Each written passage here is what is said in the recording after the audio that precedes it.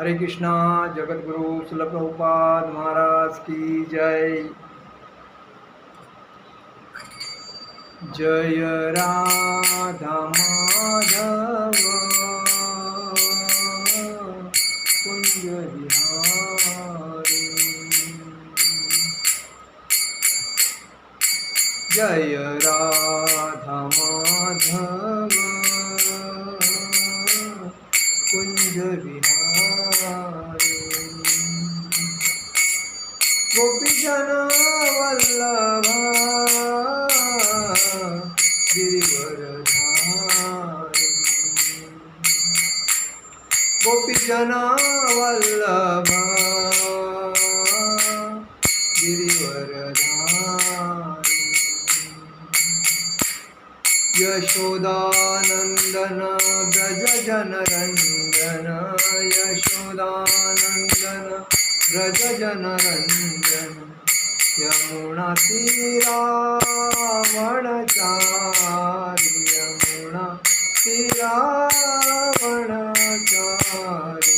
जय राधा माधव कुंज विहारी। जय राधा माधव कुंज विहारी। हरे कृष्णा कृष्णा कृष्णा हरे हरे। हरे राम राम राम हरे हरे। हरे कृष्णा कृष्णा कृष्णा हरे हरे। हरे राम राम राम हरे हरे। हरे कृष्णा कृष्णा कृष्णा हरे हरे। हरे राम राम राम हरे हरे। जय ओम विष्णुपाद परमहंस परिव्राजकाचार्य अष्टोत्तर शत श्री मदभक्ति अभय चरणारविंद भक्ति वेदांत स्वामी शील प्रभुपाद महाराज की जय। जय ओम विष्णुपाद परमहंस परिव्राजकाचार्य अष्टोत्तर शत श्री मद भक्ति सिद्धांत सरस्वती ठाकुर शील प्रभुपाद महाराज की जय। अनंत कोटि वैष्णव वृंद की जय। नामाचार्य श्री हरिदास ठाकुर की जय। प्रेम से कहो श्री कृष्ण चैतन्य प्रभु नित्यानंद श्री अद्वैत गदाधर श्रीवासादि गौर भक्त वृंद की जय। श्री श्री राधा कृष्ण गोपीनाथ श्याम कुंड राधा कुंड गिरि गोवर्धन की जन जय। वृंदावन धाम की जय। नवदीप धाम की जय। अयोध्या धाम की जय। जगन्नाथपुरी धाम की जय। तुलसी महारानी की जय। वृंदा देवी की जय। शक्ति देवी की जय। भक्ति देवी की जय। हरिनाम संकीर्तन की जय। समवेद भक्त वृंद की जय। समवेद भक्त वृंद की जय। समवेद भक्त वृंद की जय। श्री श्री गुरु गौरांग की जय। निताय गौर प्रेमानंदे हरि हरि बोल। आज हम लोग भगवत गीता के ऊपर चर्चा करेंगे। जो अध्याय पहला है उसको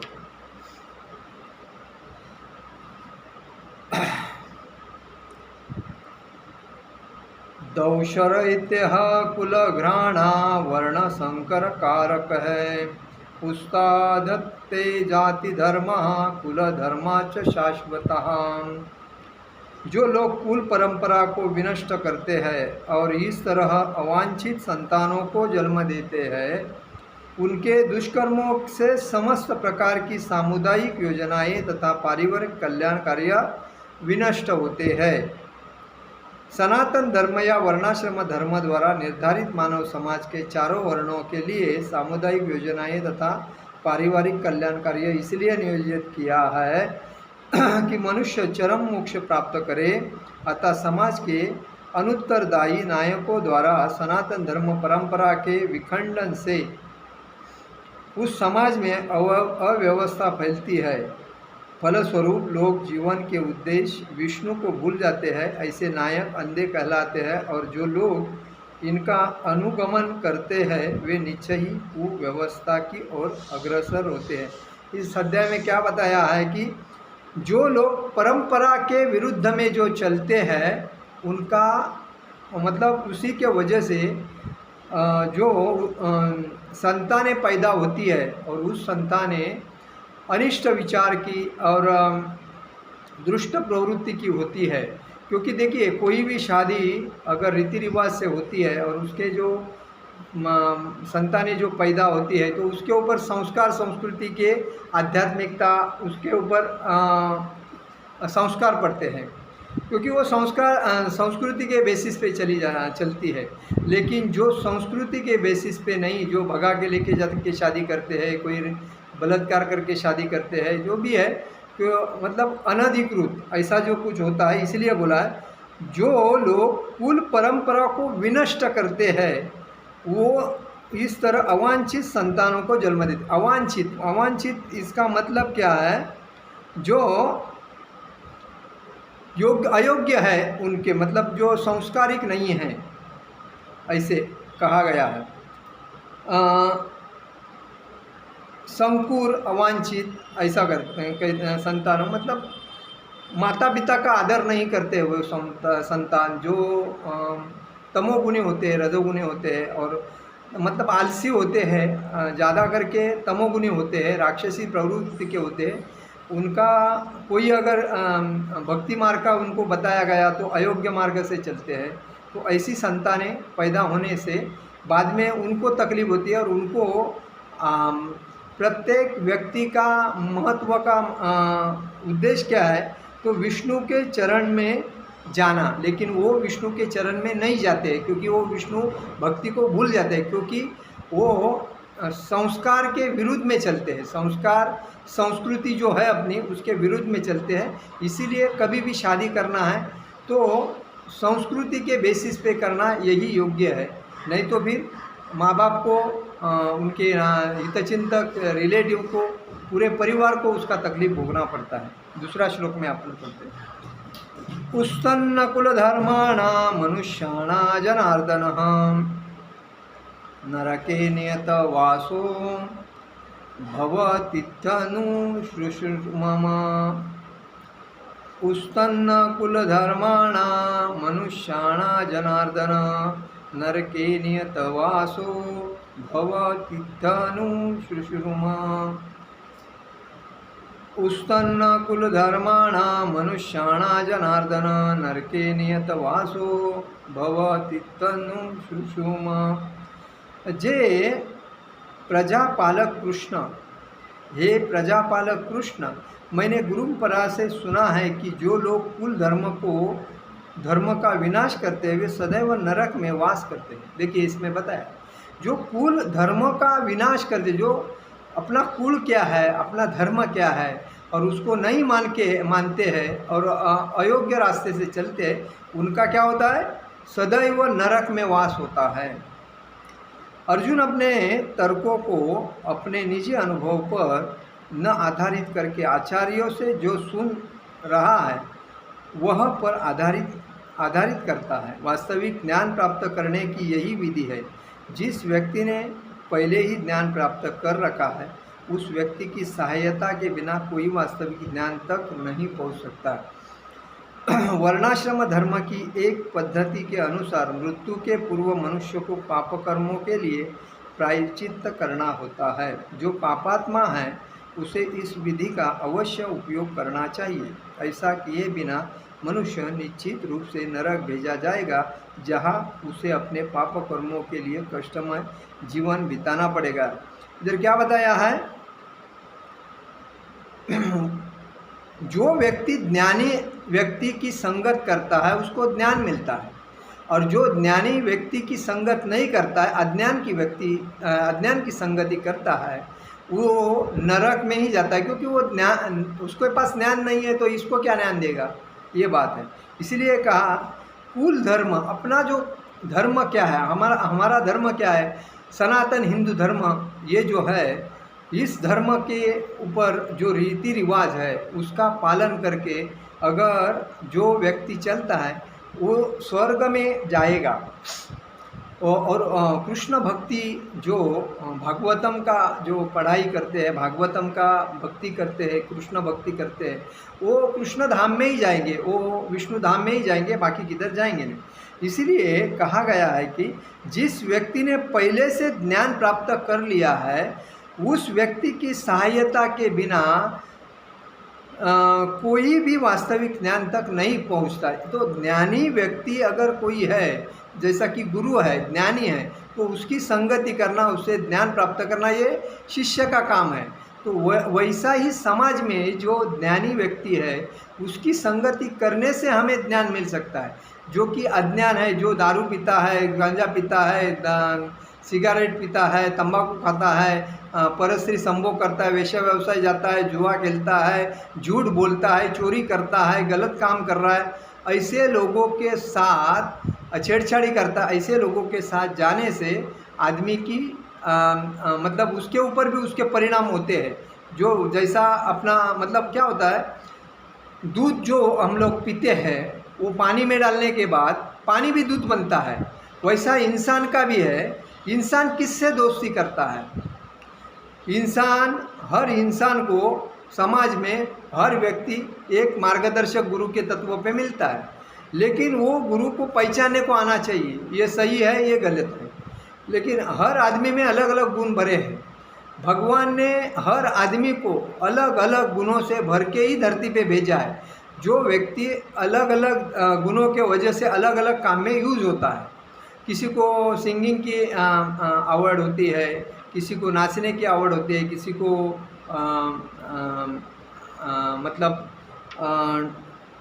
प्राउंटिंग करने की आदत होती है, किसी को राइटिंग करने की आदत होती है, तो किसी को एक्टिंग करने की आदत होती है, कोई कारपेंटर होता है, कोई गायक होता है, कोई ड्यूटी पे सेवक होता है, कोई मतलब कीर्तनकार होता है, कोई महाराज बनता है। ऐसे अलग अलग है। जैसे पक्षियों में भी अलग अलग प्रकार के पक्षी होते हैं, वैसे इंसान में भी अलग अलग प्रकार के इंसान हैं।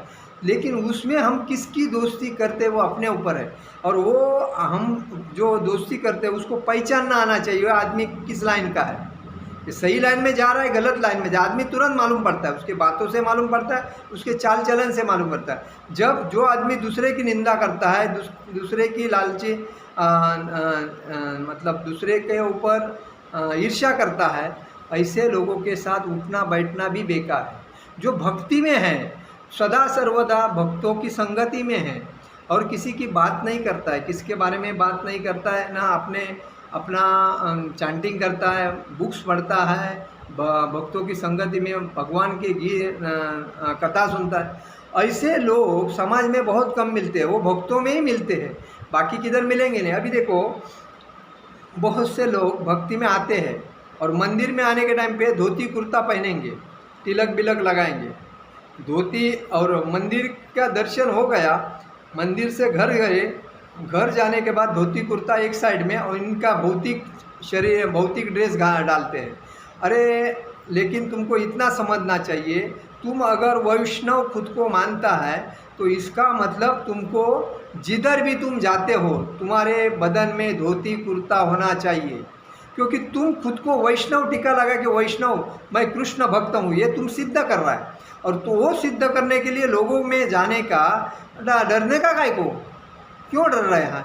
क्योंकि वो तुमको हंसेगा, वो तुम्हारी चेष्टा करेगा, वो बोलेगा देखो देखो भक्त आया।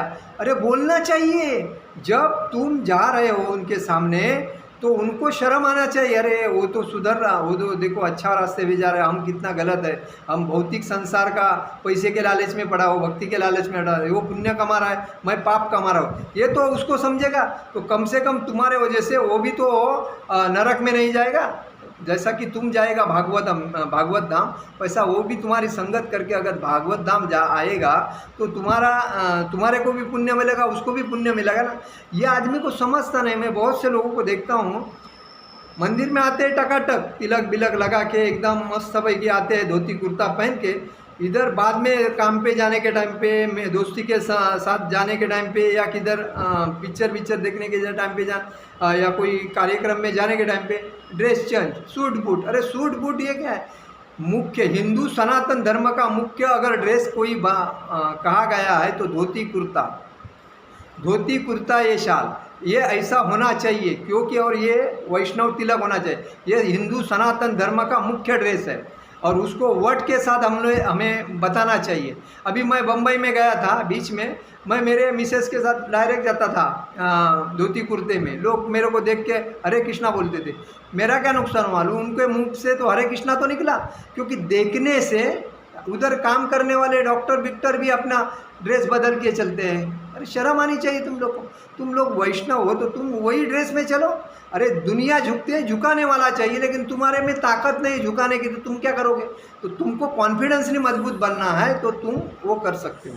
तो कहने का ये मतलब है, तो जो जिसकी संगत करता है वैसा वैसा होता है। इसीलिए अगर आपकी संगत कोई भक्तों की संगत करता है तब भक्त बन के ही चलना चाहिए, भले किधर भी जाओ।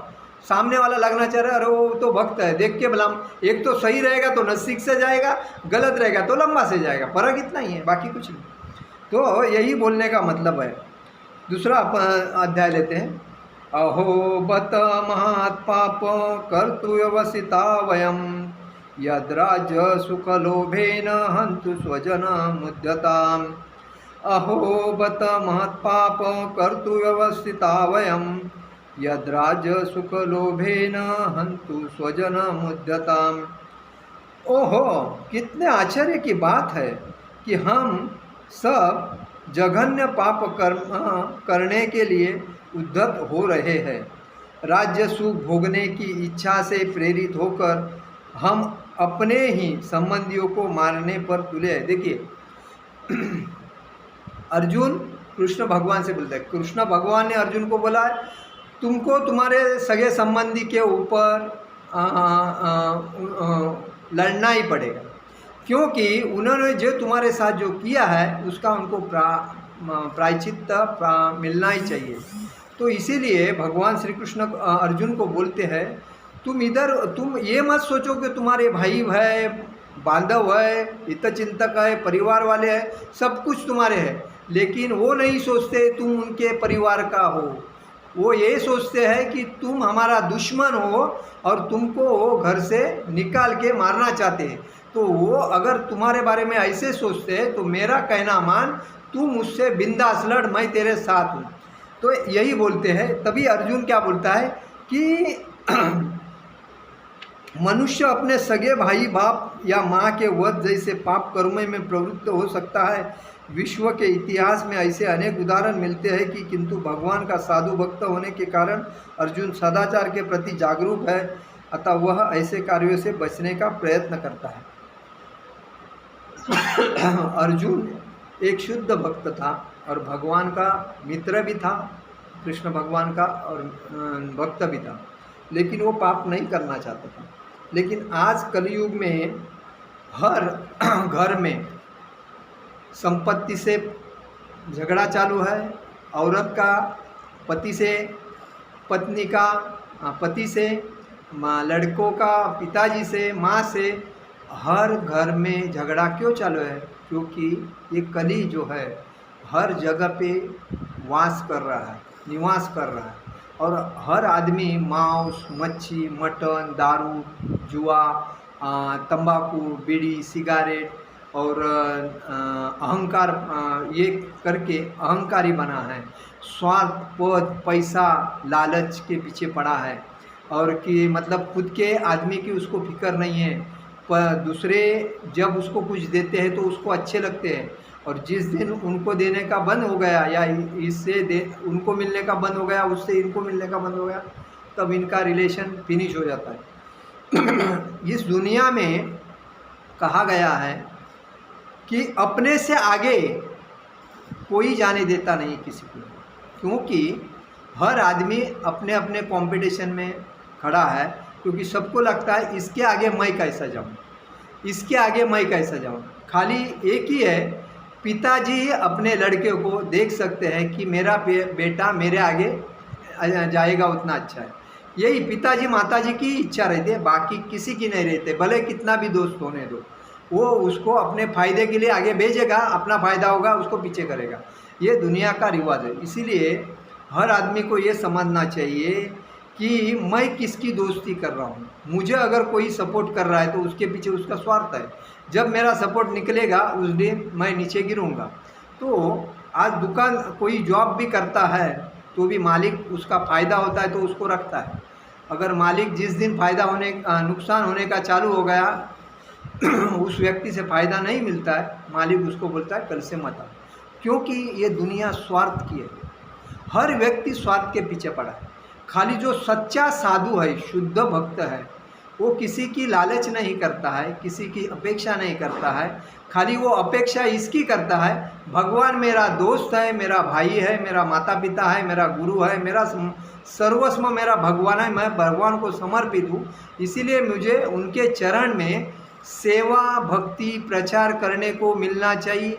ये वही साधु, मतलब सत्य रहेगा। तो अभी साधु में भी ढोंगी साधु भी होते हैं, लेकिन सच्चा भक्त, शुद्ध भक्त जिसको बोलते हैं, वही आदमी इसके लालच में नहीं पड़ता है। कोई अगर कुछ होता है तो उसको माफ़ करके बाजू होता है, क्योंकि वो दिल का बड़ा होता है। उसको किसी की अपेक्षा नहीं होती है, किसी की लालच नहीं होती है, किसी की ईर्ष्या करता नहीं है। वो अपने भक्ति में मग्न होता है। ऐसे लोगों का संग मिलना, उनका दर्शन होना और उनके विचार सुनना, ये पुण्य का, बहुत पुण्य का काम है। और ऐसे लोगों की अगर कोई संगति करता है तो योग्य रास्ता पकड़ा है, बराबर भागवत धाम कृष्ण चरण में ही जाएगा, कृष्ण प्रेम प्राप्त करेगा। यह हकीकत है, चाहिए तो लिख के रखो।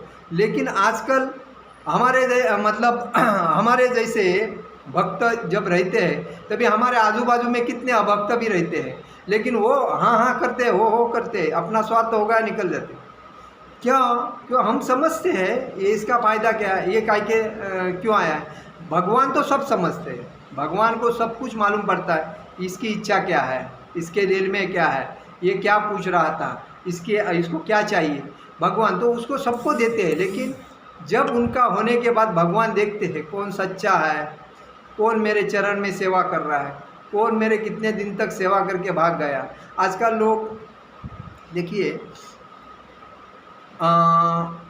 ब्रह्मचारी का मतलब ये होता है, ब्रह्मचारी ने कभी किसी माता जी से बात नहीं करना चाहिए, किसी के पारिवारिक प्रॉब्लम में इंटरफेयर नहीं करना चाहिए।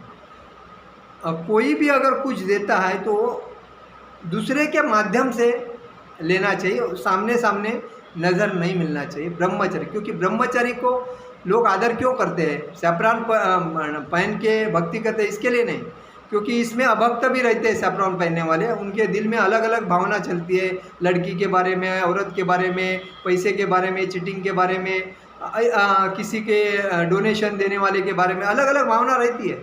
लेकिन ब्रह्मचारी अगर मंदिर में रहता है तो उसने ये समझना चाहिए कि मेरे को देखने वाले लोग भगवान का पार्षद समझते। अगर मैं पार्षद हूँ तो मेरा फर्ज बनता है, ना मैं किसी की चुगली करूँ, ना मैं किसी का 1 रुपया लूँ, ना कोई अपेक्षा करूँ, ना किसी की ईर्ष्या करूँ। खाली मेरा काम है सेवा भक्ति प्रचार, वही मेरे को मिलना चाहिए, बाकी कुछ से मतलब नहीं। और अभी मैं कभी कभी सुनता हूँ एक ब्रह्मचारी के बारे में, मेरे को आश्चर्य लगता है। काय को ब्रह्मचारी बनने का और आने का, सीधा अपना शादी विधि बना के दूसरी जगह पे रहने का और आराम से भक्ति करने का। काय को नाम बदनाम करके खुद को भी बदनाम कर रहे हो, टेम्पल को भी बदनाम कर रहे हो और तुम्हारे गुरु को भी बदनाम कर रहे हो। तो इसका मतलब क्या है, तो वो एकदम गलत है। तो इससे बेटर है ये शो शाइनिंग करने के बजाय सीधा साइड होके अपनी भक्ति करने का। नहीं तो दूसरे के इतने साल में भक्ति करके एक ब्रह्मचारी रह के पूरी मेहनत पानी में जाती है ना। तो ऐसा नहीं करना चाहिए, क्योंकि और उसी की वजह से टेम्पल का नाम खराब होता है। क्योंकि बहुत से लोग को ऐसे कांड करके उनको माफ़ करते हैं, वो माफ़ करने वाले भी उसके अपराध में आ जाते हैं। क्योंकि कभी भी कोई गलत काम करता है उसको तुरंत बाजू करना ज़रूरी है, लेकिन उसको माफ़ करता है वो भी उसके अंदर आता है। क्योंकि करना है तो सीधा संबंधित व्यक्ति को लेके जो कायदे कानून है उसका बिंदास कायदे कानून से चलने का, किसी को डरने की क्या ज़रूरत है। लोग 2 दिन बोलेंगे, तीसरे दिन चुप रहेंगे। तो कायदे कानून से, अगर तुमको किसी से प्यार हुआ है तो उससे पूछ के उसकी सम्मति लेके सीधा शादी करके घर बसाने का। क्या हुआ? एक तो यही बोलेंगे कि बाबा वो ब्रह्मचारी था, अब सैफरॉन में था, अभी वाइट में आया, अभी प्यारा पारिवारिक प्रपंच कर रहा है, हो गया, तुम भक्ति करो आराम से। लेकिन तुम चुपके चुपके जो कर रहे हो तो इसका मतलब तुम खुद को फंसा रहे हो और बाद में तुम्हारे गुरु को फंसा रहे हो। तो तुम्हारे वजह से तुम्हारे गुरु बदनाम हो रहे हैं, तुम बदनाम हो रहे हो, और उसके बाद तुम किधर रहता है वो एरिया बदनाम हो रहा बोलेगा तो टेम्पल बंद। इसलिए ये गलत है। तो लोगों ने समझना चाहिए, ऐसे अगर कांड होते हैं तो कभी भी मैनेजमेंट में चीटिंग करने वाला आदमी है, एक बार मिला है तो उसको कोई पद पे नहीं रखना चाहिए। कभी भी जो आदमी दूसरे से कमीशन खाता है या डोनेशन खाता है या कोई ऐसे लोगों को कभी कमेटी में नहीं रखना चाहिए। जो पारदर्शक है, ईमानदार है, जिसका कभी भी कैरेक्टर खराब नहीं है और कभी भी किसी ने चोरी नहीं किया है, ना झूठ बोला है, ना कभी कोई प्रॉब्लम, ऐसे लोगों के ही हाथ में देना चाहिए। अगर उसको अनुभव नहीं तो उसको अनुभव देना चाहिए, उसको सिखाना चाहिए। और ऐसे लोग और जूने लोग इसके लिए उसमें रखना बेकार है, क्योंकि जूने लोग जो जूने पद्धति में जो काम किया है वही काम करने को देखेंगे। 4 दिन रखेंगे, उसके बाद बोलेंगे नहीं हम स्ट्रिक रहेंगे, 5वें दिन वही हाल होएगा। तो जूने लोग के ऊपर कभी भी नहीं। हाँ, उनको थोड़ा पद देना चाहिए क्योंकि उन्होंने मेहनत की है, तो लेकिन जवाबदारी का काम नहीं देना चाहिए। एक आदमी को एक ही पद देना चाहिए, 4-4 पद नहीं देना चाहिए, क्योंकि 4-4 पद देने के बाद उसको अहंकार बढ़ता है, उनको लगता है मैं ही मत। उसके बाद ऐसे भी लोग हैं कि 4-4 पद के बाद उनको हर मीटिंग में बुलाया जाता, बोलता है टाइम नहीं है, तो उनको लगता है मेरे जैसा कोई प्रेसिडेंट नहीं। और बाद में कोई मंदिर हड़प करते हैं ये लोग, और बाद में गुंडागर्दी चालू होते थे, बाद में गड़बाजी होती है। तो ऐसे लोगों को हमेशा लंबा रखना चाहिए। तो कहने का मतलब यही है, जो गलत करता है, गलत की संगति करता है, वो नरक में जाता है, और जो भक्तों की संगति करता है और भक्ति मार्ग का प्रचार करता है वो भागवत धाम जाता है। इसीलिए कृष्ण भक्ति जो करता है और कृष्ण भक्तों की संगति करता है और जो बुक्स पढ़ता है, डेली चैंटिंग करता है और हरे कृष्ण महामंत्र, हरे कृष्ण कृष्ण कृष्ण हरे हरे, हरे राम राम राम हरे हरे, ये जो मंत्र बोल के दूसरे को भी भक्ति में लाता है, ये लोग हमेशा शुद्ध भक्त की संगति में रह के खुद का भला शुद्ध, खुद का आत्मा शरीर शुद्ध करते हैं और दूसरे को भी शुद्ध करने को सिखाते हैं। और इसीलिए हमें ये समझना चाहिए कि हम एक भक्त है तो शुद्ध भक्त होके चलना चाहिए। देखिए, भक्त हर भगवान के, हर देवता के भक्त है। कोई दुर्गा देवी का भक्त है, कोई शंकर भगवान का भक्त है, कोई गणपति का, हर भक्त। लेकिन वो तुम्हारे जैसा नहीं है ना।